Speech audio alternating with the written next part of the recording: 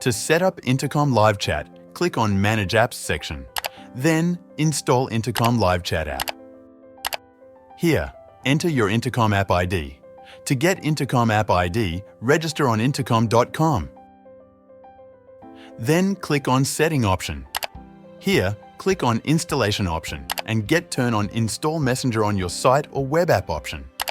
Now click on Install with No Code Integration option.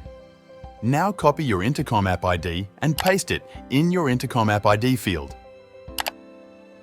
Then save the setting and preview it.